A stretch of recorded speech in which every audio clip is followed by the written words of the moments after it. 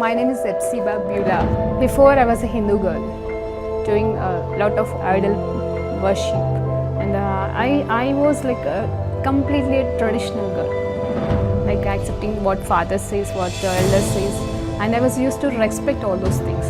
And after coming to the Lord, and I stopped the tradition. I completely stopped the tradition, and I just entered into the love and compassion of the Lord. My parents arranged for the marriage, and it was like a 2 months gap from the arrangement to the marriage. And immediately after marriage, like he said, like I don't like you. I just want to leave, and he left. Even I was pleading him, I was begging him, and I was asking him to come back, but it never happened. If he is not going to come to me, I want to die. That if he is going to be separated from me, I should die. The day I was able to kill myself, I was watching a TV channel, and immediately she started like, here one girl is crying. You have been separated with your husband and you are planning to die now, but you are not going to do that. Immediately I called to one of my Christian friends, and she shared with me the gospel. On the spot, I accepted Lord as my Savior. The next moment, I felt free from the burdens and all kind of thoughts, and everything left me. Praise Lord అండి. దేవునికి మహిమ కలుగును గాక. ప్రార్థన చేసుకుందాం. పరిశుద్ధ గొప్ప దేవా, నీకు స్తోత్రం, స్తుతి, మహిమ, ఘనత, ప్రభావం చెల్లించుకుంటున్నాం. నేను ఈ సమయంలో ఉన్న పాట మీ పాసనదికి వచ్చేటకు మీరు మాకు ఇచ్చిన గొప్ప ధన్యతకి వందనాలు ప్రభా. అయ్యా, పాట ద్వారా, ఆరాధన ద్వారా తండ్రి మీరు మహిమ పొందుకోమని అయ్యా నా తండ్రి నీకు వేల కోట్ల వందనాలు తెలియజేసుకుంటున్నాం తండ్రి. ఈ 33వ దినమున తండ్రి ప్రభా మమ్మల్ని బలపరచండి, ధైర్యపరచండి, నీ కొరకు జీవించే భాగ్యాన్ని మాకు ప్రతిరోజు దయచేయమని యేసుక్రీస్తు నామములో ప్రార్థనలంతా వేడుకుంటూ సమర్పిస్తున్నాము తండ్రి. ఆమేన్. ప్రైజ్ లార్డ్ అండి. దేవునికి మహిమ కలుగును గాక. మరి ఈరోజు దేవాది దేవుడు మనకిస్తున్న పాటతో ముందుకు సాగుదామండి. మరి చక్కటి పాట, ఓసన్న గారి పాట. మహోన్నతుడా నీ కృపలో నేను నివసించుట, మహోన్నతుడా నీ కృపలో నేను నివసించుట, నా జీవిత ధన్యతయున్నది. మహోన్నతుడా నీ కృపలో నేను నివసించుట, మహోన్నతుడా నీ కృపలో నేను నివసించుట, నా జీవిత ధన్యతయున్నది.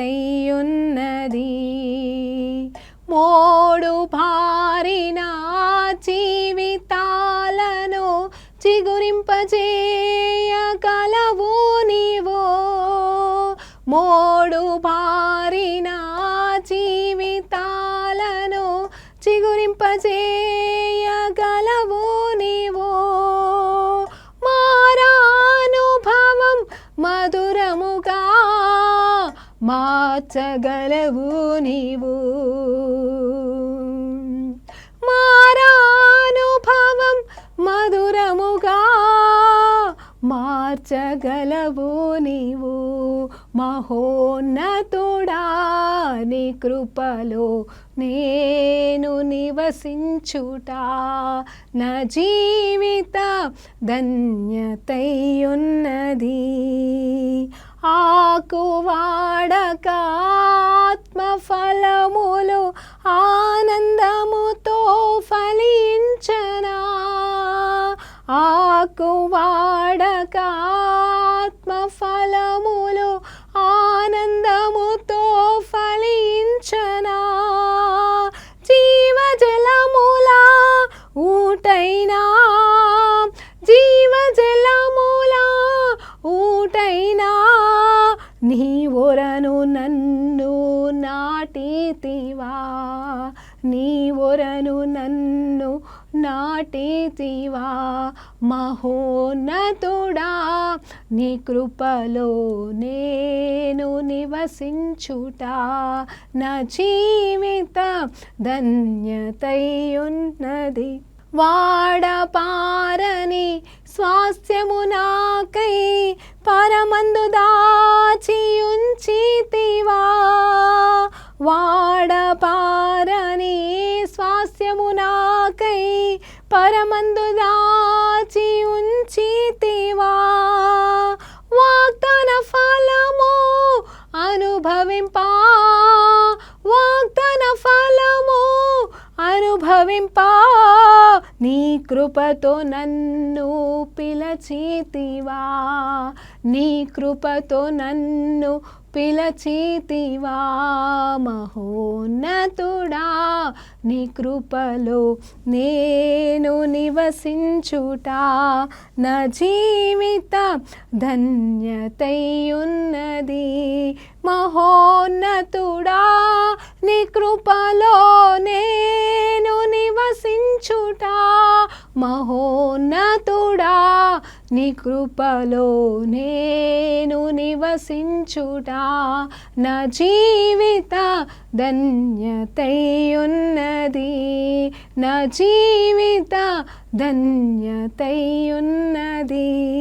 హల్లెలూయా. దేవునికి మహిమ కలుగునుగా. కానీ చూడండి, ఆయన కృప అంట మరే మనతో నిత్యము నిరంతరము తోడే ఉండదంట.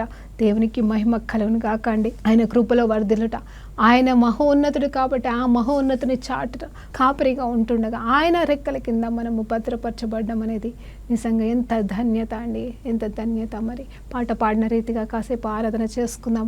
స్తోత్రం నాయనా, స్తోత్రం నాయనా, స్తోత్రం నాయనా. నిజమే తండ్రి, నువ్వెంత గొప్ప దేవుడవు తండ్రి, రాజుల రాజు, ప్రభుల ప్రభులో తండ్రి నాయనా. మాతో ఉన్న దేవా, మాలో ఉన్న దేవా, మా మంచి కాపరి నీకు స్తోత్రం. రీఖాబా శరణా మలా ఇంది రీకి సిఖా తూరి హల్లబా షందరని కాసిక తూరి కలబా. పరిశుద్ధాత్మ దేవా నీకు స్తోత్రమయ్యా, నీకు మహిమ, నీకు ఘనత, నీకు ప్రభావములు చెల్లిస్తుండగా అయ్యా తండ్రి ప్రభా, మా జీవితంలో ప్రభా ఎండబారిపోయిన ప్రతి పరిస్థితిని చిగురింప చేయమని అడుగుతున్నానయ్యా.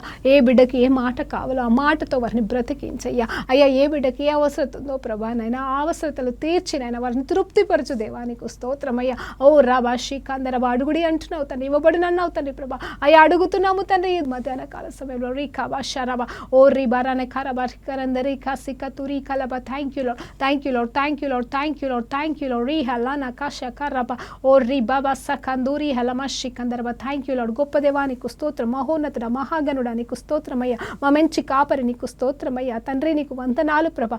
అయ్యా తండ్రి నీకు వందనాలు ప్రభా. నాయనా నీకు వందనాలు, నీకు వందనాలు, నీకు వందనాలు. రీ బజీ గందరి హిస్సే ఇది రీ హిషో కోరి హలామా సహోయింది ఓ ఖాబాబా దౌ ఘోరి హలని హెషలా ఓ తరీఖ సిఖే తరీఖ తరిఖరని కాడి కొట్ తరిక సిక్కు తురి హలవా ఓ రబా శకర్ రబా సిఖ తురి హలమా శికందరబా. అయ్యా నీకు వందనాలు. రీ బజీ గందరి హరనామా ఓ లబా సఖో తురి హెతరీఖ సిఖ తురి కలబా ఓ రీ బాబా శకరబా. ఇప్పుడే నామంలో ఆ నడుములల్లో పట్టుకున్న దయ్యాన్ని ఆదేశిస్తున్నాను. ఇప్పుడే ఆ నడుముల నుండి వెళ్ళి పోను కాక రీబా శిఖరబా ఓ రీ బాబా సికందర.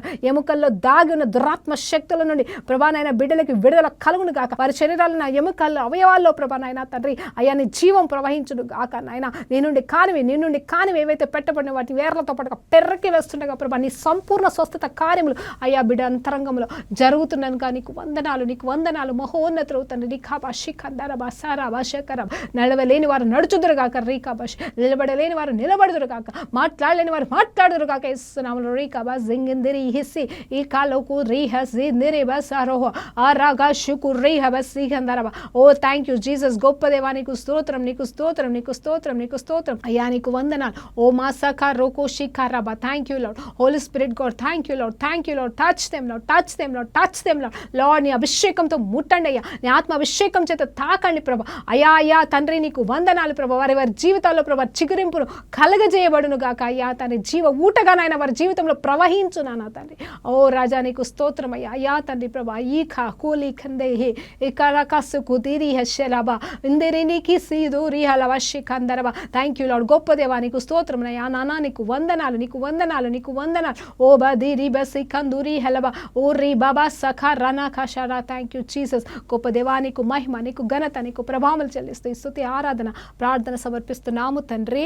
ఆమేన్. ప్రైజ్ లార్డ్ అండి. దేవునికి మహిమ కలుగును గాక. మరి దేవాది దేవుడిస్తున్న ఈ చక్కటి పాటను బట్టి దేవునికి మహిమ అండి. మొదటిగా కృప గురించి ఆలోచన చేద్దామండి.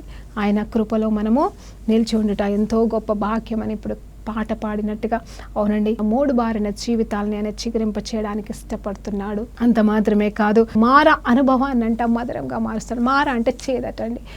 మన జీవితాల్లో ఎంతమంది జీవితంలో మరి చిగురింపు కావాలి. ఇప్పుడు ఎంతమంది జీవితంలో అవునండి మనం గమనిస్తూ ఉంటాం. బయట చెట్లు ఇప్పుడు ఎండాకాలం వచ్చేసింది. సో మనం గమనిస్తే ఒక వారం రోజులు మీరు మీ చెట్లకి నీళ్లు పోయకుండా ఉంచండి. అంటే నేను కావాలని చెప్పట్లేదు, అంటే పోయలేదు అనుకోండి, అప్పుడు చెట్టు ఉంటుంది, బ్రతికే ఉంటుంది, ఏం చచ్చిపోదు. కానీ ఆ వారం రోజులలో ఎలా అయిపోతుంది అంటే మొత్తం కొద్ది కొద్దిగా వాడిపోతూ అల్లిపోతూ, అంటే ఎండిపోదు కానీ మొత్తం ముడుచుకున్న స్థితికి వెళ్ళిపోతాయి. ఆకులన్నీ కూడా జీవం అనేది చూడడానికి సంతోషకరంగా ఉండవు. కానీ ఎప్పుడైతే మీరు ఒక గ్లాస్ నీళ్ళు లేకపోతే ఎన్ని పోయాలి ఆ తొట్టులో కానీ ఆ చెట్టుకి మీరు నీళ్లు పోస్తే మీరు గమనించండి, ఒక అర్ధ గంట తర్వాతనే చూడండి, ఎక్కువసేపు కూడా అవసరం లేదు, వారం రోజుల నుండి నీళ్లు పోయని చెట్టు ఎలా ఉంది, మీరు నీళ్లు పోసిన తర్వాత ఒక అర్ధ గంట తర్వాత ఆ ఆకులు ఆ చెట్టు ఎలా ఉందో మీరు చూడండి. నిజంగా కదండి దేవుని కృప. అంటే అంత తొందరగా మరి ఆ మట్టిలోకి నీళ్లు పోయడం, ఆ వేర్లు మరి ఆ నీటిని తాగడం, వెంటనే అవి ఆగకుండా హాఫ్ అన్ అవర్ లోపలనే ఆ ఆకులు అవన్నీ కూడా ఆ తేమని పొందుకోవడం, వెంటనే అవి ఆహ్లాదకరంగా కనిపించడం అనేది మనం చూస్తూ ఉంటాం. నిజమే కదండి, ఎంత గొప్ప దేవుడు సృష్టికర్త. దేనికి ఏమి కావాలో, దేనికి ఎంత కావాలో అన్ని పరిమాణాలు ఆయన పెట్టేసుకున్నాడండి.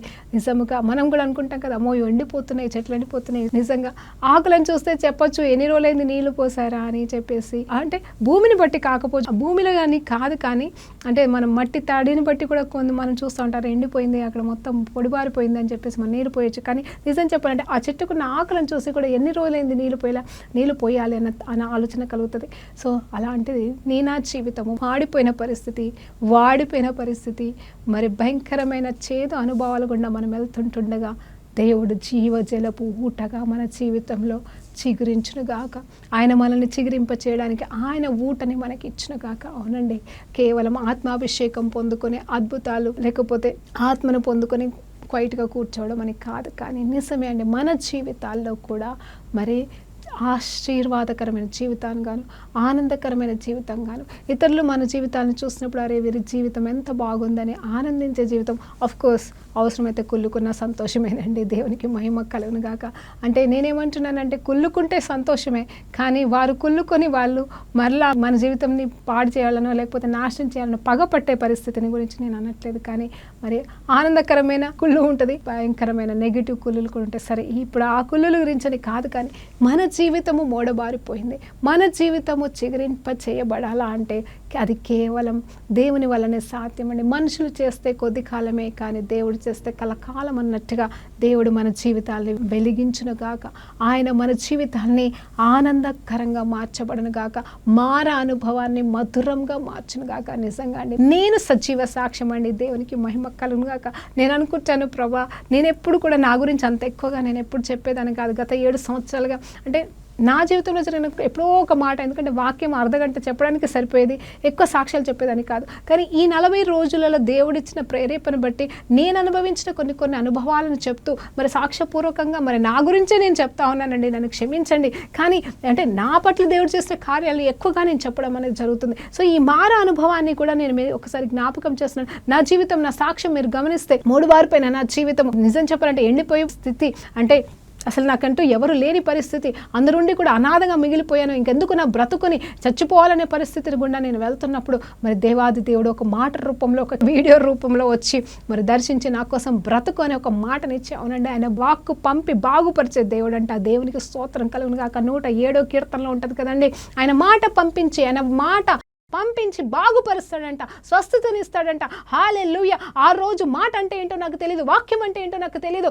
అసలు జీవం అంటే ఏంటో నాకు తెలియదు. చచ్చిపోతున్న స్థితిలో బ్రతకడానికి ఇష్టం లేని పరిస్థితిలో నేను ఉంటుండగా దేవాది దేవుడు ఒకే ఒక మాట నా కోసం బ్రతుకు అన్నాడండి. దేవునికి మహిమ కలుగును గాక. ఈరోజు అదే దేవుడు నా ద్వారా మీతో మాట్లాడుతున్న మాట ఏంటంటే, ఇదిగో మీరు ఎండిపోయిన పరిస్థితిలో ఉన్నారో, మోడివారిపోయిన పరిస్థితిలో ఉన్నారో, భయంకరమైన చేదు అనుభవాలు గుండా వెళ్తున్నారో, ఇంకా ఎందుకు ప్రభా నా బ్రతుకు అనుకుంటున్నారో, కానీ నేను దేవుడు నామంలో చెప్తున్నాను, నన్ను చిగురింప చేసిన దేవుడు, నా మారాన్ని మధురంగా మార్చిన దేవుడు ఈరోజు మీ జీవితాన్ని కూడా మార్చగలడానికి సమర్థత కలిగిన వాడిని నేను నమ్ముతుంటుండగా పొందుకోమ్మా దేవుని ఆశీర్వాదం పొందుకో, దేవుడు జీవ జలములు పొందుకో. ఆయన నోటి నుండి వస్తున్న మాటలు మాత్రమే కాదు, ఆయన చేసే కార్యములు పొందుకో. రీఖాబా శిఖరానా కాసిక తూరి హల్లబా. దేవునికి మహిమ కలుగును కాకండి. ఓ రమా శిఖందరని కాసిక తూరి కలబా. అవునండి, మోడు బారిపోయిన జీవితాలని ఆయన ఎట్లా చిగురింప చేస్తాడని ఆలోచన చేస్తే మొదటిగా మనకు అద్భుతంగా గుర్తుకొచ్చే మాట మార అనుభవం కుటుంబాన్ని మధురంగా మార్చగలడు అని ఆలోచన చేస్తే నిజముగా గుర్తుకొచ్చే పేరు ఏంటంటే నయోమి అండి. నయోమి అంటే తీపి అంట. నయోమి అంటే శ్రేష్టమైనది, అందమైనది, మృదువైనది, అంత మాత్రమే కాదు తీపి కలిగినది అని చెప్పేసి మధురము అనేది అర్థం అంట. ఈ నయోమి ఎవరు అనేది చూస్తే రూత్ యొక్క అత్త అండి. మరి రూత్ యొక్క అత్త అలాగే బోయాజుకి బంధువురాలు, అంత మాత్రమే కాదు తన ఒక యూదా గోత్రపు సంబంధించిన స్త్రీ అయి ఉన్నది. సో తను ఏం చేసింది అంటే ఒక సమయంలో కరువు కాలం వచ్చిందని చెప్పేసి ఆ కరువును బట్టి తన భర్తను తీసుకొని తనకి ఇవ్వబడిన 2 కుమారులను తీసుకొని మరి ఎక్కడికి వెళ్ళిందంటే మరి పక్కన మోయాబి దేశానికి వెళ్ళిపోయింది. ఎందుకు వెళ్ళిపోయిందంటే ఇక్కడ కరువు ఉంది కాబట్టి. ఎక్కడండి? బెత్లెహేములో, రొట్టెల ప్రదేశంలో, దేవుడు పుట్టిన స్థలం. అంటే అప్పటికి అది పాత నిబంధన అండి. దేవుడిచ్చిన కనాను అనే స్థలంలో. అవునండి, కానాన్ అంటే ఏంటండి చెప్పాలంటే, నిజంగా కానాన్ అంటే ఏంటి? మరి దేవుడు పాలు తెనలు ప్రవహించే స్థలముగా ముద్రించాడు. అలాంటి స్థితిలో కలిగిన స్థలమే. కానీ అక్కడ ఏమి జరిగింది అంటే అక్కడ కూడా కరువు వచ్చింది. ఆ కరువు కారణం ఇంకేదో కాదండి. ఆ ఇజ్రాయిల్స్ వాగ్దాన దేశంలో అడుగుపెట్టిన దేవుని కుమారులు చేసిన పొరపాట్ల వల్ల దేవుడు శిక్షకి అప్పచెప్పినప్పుడు అక్కడ కరువు రావడం అనేది జరిగింది. ఆ శిక్షకి కారణం ఎవరు అంటే తప్పులండి, పాపాల వల్ల వచ్చిన శిక్ష. దాన్ని బట్టి దేవుడు కరువుకు అప్పచెప్పినప్పుడు, ఆ కరువుకు అప్పచెప్పినప్పుడు వారు ఆ శిక్షను అనుభవించుకుంటూ అక్కడ ఉండలేదు. కానీ నయోమి తన భర్తతో పాటుగా మరి పక్కన మరి మోయాబి దేశానికి వెళ్ళిపోయి అక్కడ బాగుంది అనుకుని వెళ్ళిందా, అక్కడ మరి కరువు లేదనుకుని వెళ్ళిందా, మొత్తం మీద వెళ్ళిందండి. అయితే తను ఒంటరిగా వెళ్ళలేదు, కానీ భర్తతోనూ 2 పిల్లలతో వెళ్ళిన ఆ స్త్రీ అక్కడికి వెళ్ళిన తర్వాత మరి పిల్లలు పెద్దగయ్యారేమో, ఎన్ని సంవత్సరాలు ఉన్నారు అనేది మనకు అక్కడ రాయబడలేదు. కానీ కొన్ని సంవత్సరాల తర్వాత మరి అక్కడ ఉన్న స్త్రీలతోనే, అంటే అక్కడున్న ఆడబిడ్డలను తీసుకొని మరి 2 కొడుకులకు పెళ్ళిళ్ళు కూడా చేస్తుందంట. 2కి పెళ్ళిళ్ళు చేసిన తర్వాత మరి ఆ కొడుకులు చనిపోవడం, తన భర్త కూడా చనిపోవడం, తను ఒంటరిగా అయిపోవడం, ఆ స్త్రీలు విధవరాళ్ళు అయిపోవడం. మరి 3 విధవరాళ్ళు ఏం చేయలేని పరిస్థితిలో, అక్కడ కూడా బ్రతకలేని పరిస్థితి, వారి జీవితం అంతా కూడా మరి ఎండిపోయిన స్థితి, మోడుబారిపోయిన పరిస్థితి, మరి చేదు అనుభవాలతో వాళ్ళు ఉన్నారు. మొగదిక్కులేని సంసారం అంటే కుటుంబం అయిపోయింది. అలాంటి పరిస్థితిలో నయోమికి ఏం అర్థం కాక, మీరు చిన్నపిల్లలు, ఇంకా మీరు ఆడపిల్లలు, మీరు వెళ్ళండి, మీ కుటుంబాలతో, మీ తల్లిదండ్రులతో మీరు వెళ్ళిపోండి, మీకు మళ్ళా వాళ్ళు పెళ్లి చేసేస్తారు. కానీ నేను ఎక్కడి నుండి వచ్చాను అక్కడికి వెళ్ళిపోతాను. ఎందుకంటే ఇంకా నాకు ఇక్కడ ఉండడం వల్ల అర్థం లేదు. నేను ఒంటరిగా రాలేదు, కానీ ఒంటరిగా వెళ్ళాల్సి వస్తుంది. నా దేవుడు నన్ను ఏమన్నా చేయని, ఇంకా ఆ కరువులోనే చచ్చిపోతానా, అక్కడే కనీసం చావు అంటారు కదండి. చనిపోయే వాళ్ళు చాలామంది మరి అంటే ఒకవేళ పుట్టి పెరిగి పనులు చేసుకున్న తర్వాత కొంచెం పెద్దవాళ్ళు అయిపోతూ ఉంటే వేరే జాబులు బట్టి దూరం వెళ్ళిపోయినా కానీ లాస్ట్ సమయంలో ఏంటంటే పెద్దవాళ్ళు కోరుకుంటారు ఏంటంటే మా ఇంటికి మా ఊరికి, అంటే పుట్టిన ఊరికి వెళ్ళిపోవాలి, అక్కడే అన్ని కార్యాలు జరగాలన్నట్టుగా. మేబీ నయోమి కూడా అలాగే ఆశపడి చచ్చిన బ్రతికి నేను అక్కడికి వెళ్ళిపోతాను, ఒంటరిగా వెళ్ళిపోతాను, నేను ముసలిదాన్ని మీకు భారమై బ్రతకదలుచుకొని నా దేశానికి నేను పోతానని బయలుదేరుతూ ఉంటుంది. నిజమే, ఆ టైంలో రూత్ వెంబడిస్తుంది, తనైతే నయోమితో తోడుగా ఉంటుంది. కానీ నయోమి బ్రతుకు ఏమైపోయిందంటే ఆ పరిస్థితిలో కంప్లీట్గా మరి చేదు అనుభవంతో ఉండిపోయింది. ఇంకొక చిన్న బిడ్డ మరి యవ్వనస్తురాలే, కానీ విధవరాలుగా ఉన్న ఆ స్త్రీని తీసుకొని మరి కోడల్ని తీసుకొని వెళ్ళిపోవడం అనేది జరిగింది. కానీ అక్కడ అందరూ మరి మన నయోమి కదా, అయ్యో వచ్చేసింది నయోమి వచ్చింది అందరూ పలకరిస్తుంటుండగా, నయోమి అని పిలవకండి, నేను మధురంగా లేను, నేను నా దేవుని ఇంటిని విడిచి వెళ్ళినందుకు నేను మరి శాపగ్రస్తురాలను అయిపోయాను. చూడండి, ఇక్కడ కరువు ఉంది, కరువుని బట్టి ఆమె వెళ్ళిపోయింది, కానీ అక్కడ శాపగ్రస్తురాలుగా తిరిగి వచ్చానని నన్ను మారా అని పిలవండి, నా బతుకు చేదైపోయింది అని చెప్పేసి అంటుంది. కానీ ఆమె జీవితం అలాగే ఆగిపోలేదు, అలాగే ముగించబడలేదండి. దేవునికి స్తోత్రం కలుగును కాక. చక్కటి కోడల్ని దేవుడు ఇచ్చి ఉన్నాడు. నేనేం నమ్ముతానంటే అత్త కోడలకి ఇచ్చే సలహా ఇదే.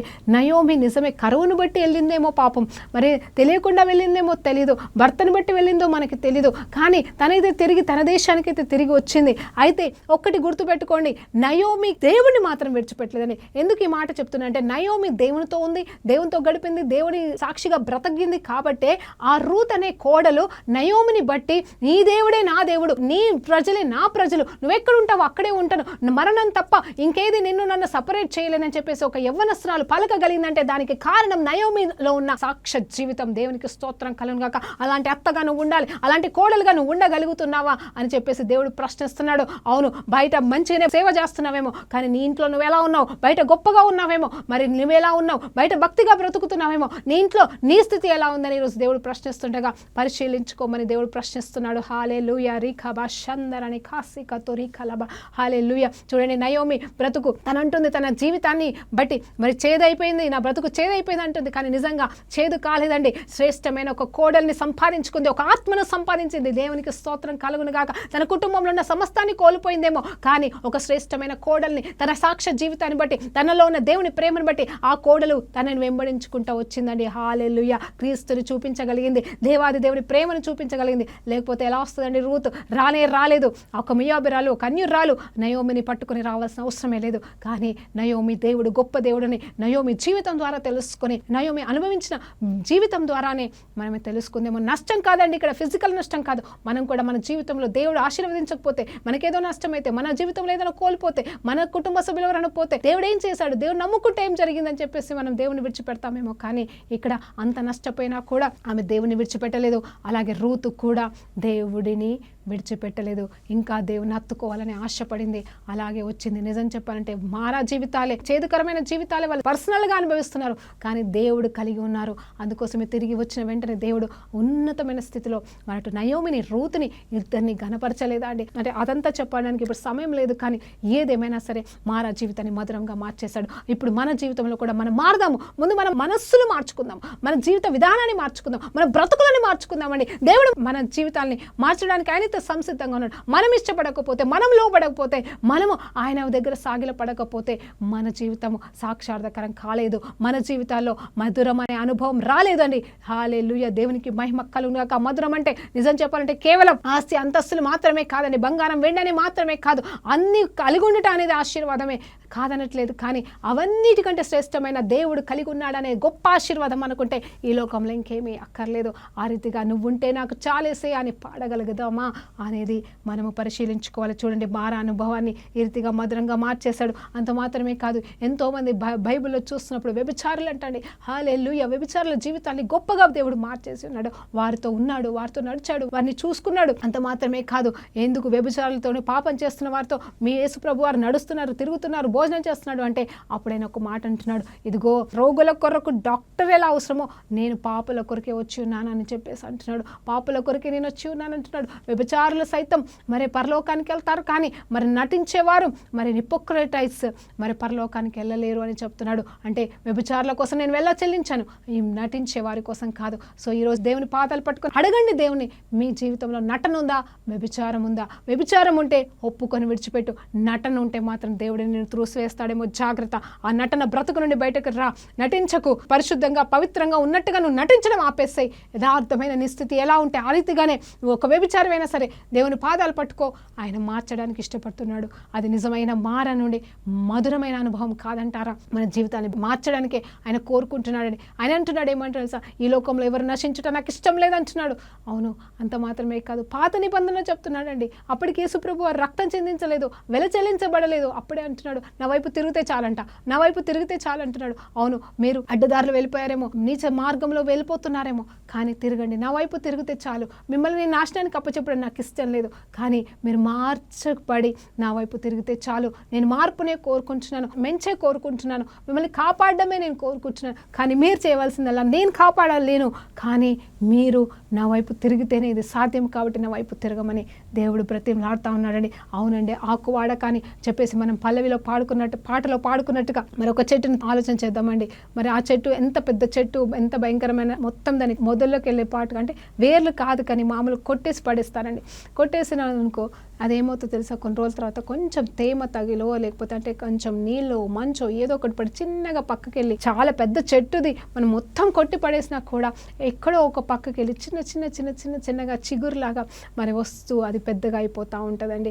నిజం చెప్పాలంటే కొంతమంది ఏం చేస్తారు తెలుసా? అది మళ్ళీ పెరుగుతుంది అని చెప్పేసి అది రాకుండా ఏం చేస్తారంటే దాని అంచుల దగ్గర మొత్తం కాల్ చేస్తారండి. అంటే మొత్తం పీకేస్తే అది పెద్ద చెట్టు కాబట్టి ఏర్లు అదంతా మరి మొత్తం భూమి అంతా పాడైపోతుంది అని చెప్పేసి దాన్ని అలాగే ఉంచి అది పెరగకుండా ఉండాలంటే వాళ్ళు ఏం చేస్తారు తెలుసా అండి? మరి కాల్స్తారనమాట. కాలుస్తే ఇక మీదట అది చిగురించడానికి వీలు కాదని చెప్పేసి అలా కాలుస్తారు. కానీ అది ఒకవేళ కాలకుండా అలాగే ఉంటే మాత్రం ఖచ్చితంగా ఏదో ఒక రకంగా మరి అది చిగురిస్తుంది. అంటే దానికి అంటే అంత పెద్ద చెట్టు కొట్టేస్తే, కంప్లీట్గా కొట్టేసినా కూడా చిగురించగలిగేంత మరి ఉంటే మరి మన జీవితంలో నువ్వు ఏ స్థితిలో ఉన్నావో, ఏ కాలిన పరిస్థితిలో ఉన్నా కూడా దేవుడు మరి నిన్ను మళ్ళీ చిగురింప చేయగలడని నేను దేవుని నామంలో మాట్లాడుతున్నానండి.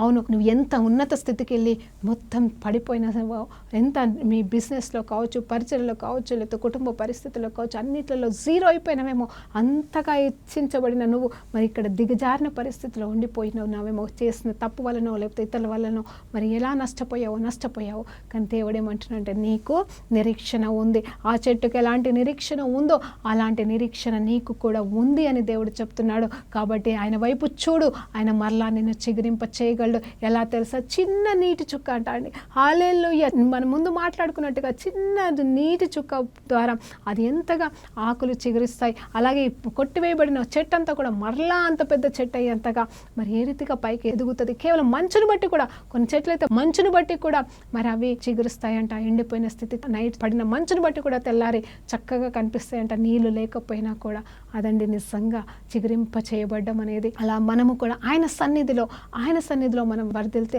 ఆయన వాక్యంలో మనం ఎదిగితే, ఆయనలాగా మార్చబడడానికి ఇష్టపడితే మన జీవితాలు కంప్లీట్గా నెరవేర్చబడతాయండి. అంటే కంప్లీట్గా కూడా సంపూర్ణమవుతాయని దేవుని పేరట. అలాగే మరి వాగ్దానాలు కూడా ఆయన నమ్మదగిన దేవుడు అండి. ఆయన వాగ్దానం అంటేనే ఒట్టేసి చెప్పేది. అవును, వాగ్దానం అంటే ఇట్లా ఒట్టేసి చెప్పడం కదండి, అంటే కంపల్సరీ అనేది. అయితే ఆయన ఏ వాగ్దానం అయితే నా పట్ల ఇచ్చి ఉన్నాడో ఇప్పటివరకు నెరవేర్చబడలేదేమో, కానీ ఈరోజు ప్రవచనాత్మక చెప్తున్నాను, ఆయన ఇచ్చిన ప్రతి వాగ్దానం, ఆయన నుండి నువ్వు పొందుకున్న ప్రతి వాగ్దానం, ఏవైతే ఇంకా జరగలేదు ఇంకెప్పుడు జరుగుతాయని నువ్వు అనుకుంటున్నామో, కానీ ఈ రోజు నుండే అవన్నీ కూడా వాటికి చిగుర్లు వచ్చి వాటికి వేర్లు పెరిగి అవి నెరవేర్చబడును గాక. ఆ వాగ్దానాలన్నీ కూడా నీ జీవితంలో సఫలం అవును గాక. అందును బట్టి నువ్వు సాక్షిగా బ్రతుకుదువు గాక. ప్రతి వాగ్దానం ఆమేన్ అవును గాక అని దేవుడు చెప్పిన మాట అవును. అది ఏ మాట అయినా సరే పరలోకం నుండి వస్తే అది ఖచ్చితంగా నెరవేర్చబడుతుందని దేవుడు చెప్పినట్టుగా నీ జీవితంలో ఉన్న ప్రతి వాగ్దానము, ప్రతి కళ, దేవుని దర్శనం, దేవుని ప్రేరేపణతో నువ్వు పొందుకున్న ప్రతిదీ కూడా యేసు నామములో నెరవేర్చబడును గాక అని మరి మధ్యాహ్న కాల సమయంలో ప్రార్థనతో ముగించుకుందామని. పరిశుద్ధురా గొప్ప దేవానికి స్తోత్రం అయ్యా. అల్పురాలని, అయోగ్యరాలని, మాట రాని నన్ను ప్రభా ఈ రీతిగా అయ్యా నీ కొరకు ప్రభా నా మారా జీవితాన్ని మధురంగా మార్చి అయ్యా ఎంతోమంది జీవితాన్ని వెలిగించడానికి వాడుకుంటున్న దేవా, అయ్యా వారి జీవితాన్ని కూడా నువ్వు వెలిగించి వారిని కూడా ప్రభా నాయనా తండ్రి ఇతరులని వెలిగించే వారిగా వాడుకోమని బ్రతిమలాడుతూ మా జీవితంలో ఉన్న ప్రతి ఎండిపోయిన మోడబారిపోయిన పరిస్థితులను చిగురింపచేసి మీరే మహిమ పొందుకోమని యేసుక్రీస్తు నామములో ప్రార్థన సమర్పిస్తున్నాము తండ్రి. ఆమేన్. ప్రైజ్ లార్డ్ అండి. దేవునికి మహిమ కలుగును గాక.